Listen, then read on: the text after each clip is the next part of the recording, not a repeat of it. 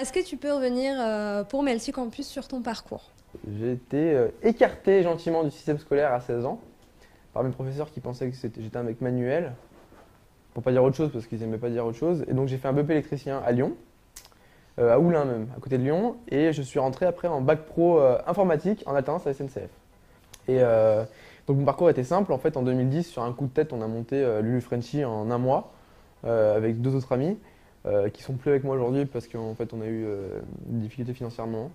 Et aujourd'hui, bon, bah, Lulu Frenchy a plus de 2 ans, ça se porte plutôt très bien. On a sorti des nouveautés sur le site internet pour les clients, donc le fameux lab où vous pouvez créer votre paire de lunettes et la recevoir le lendemain partout en Europe. Et aujourd'hui, moi, c'est des choses qui me touchent, de pouvoir aider un jeune à s'en sortir et l'aider à faire prendre confiance en lui en fait. Et c'est vraiment un truc que je fais avec plaisir. Et aujourd'hui, je donne du temps dans les écoles, et choses comme ça, pour vraiment que les jeunes puissent en fait s'exprimer Mhm.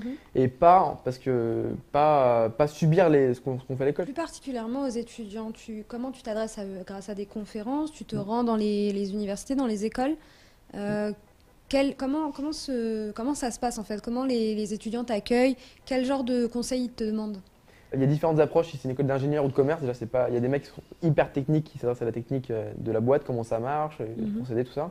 Et après il y a l'école de commerce où il y a les mecs qui arrivent, voilà, t'as levé combien, quel est ton chiffre d'affaires, tout ça. Mais finalement ce que je déplore un peu dans ces écoles-là, c'est qu'il y en a peu qui demandent vraiment comment on est arrivé là et qui on a rencontré, mais ils veulent vraiment voir le résultat et le chiffre. Ce qui est dommage, parce que c'est la démarche qui est importante aujourd'hui. Parce que faire de l'argent, c'est facile, entre guillemets. Maintenant, faire un truc stable et durable et périn, et sans avoir fait de choses mauvaises autour, c'est hyper compliqué. Quel conseil, toi, justement, tu leur donnerais? De pas aller trop vite, de bien réfléchir à comment monter sa boîte, par exemple, pour des jeunes qui voudraient, comme toi, monter leur boîte? Aujourd'hui, je pense qu'il faut vraiment aller lentement, doucement, sûrement, et toujours se remettre en question, c'est hyper important. Parce que quand dans notre projet, on a la tête dans le guidon, on ne sait pas ce qu'on fait, et échanger avec des gens extérieurs, des gens qui ne sont même pas dans le business, parce qu'ils ont une vision finalement de consommateur. Et il faut savoir qu'aujourd'hui, on parle à toutes sortes de gens. Il faut vraiment se recentrer, se poser des questions tout le temps, tous les mois refaire un point, pas hésiter à tout changer, à partir de zéro, parce que finalement, c'est comme ça qu'on avance.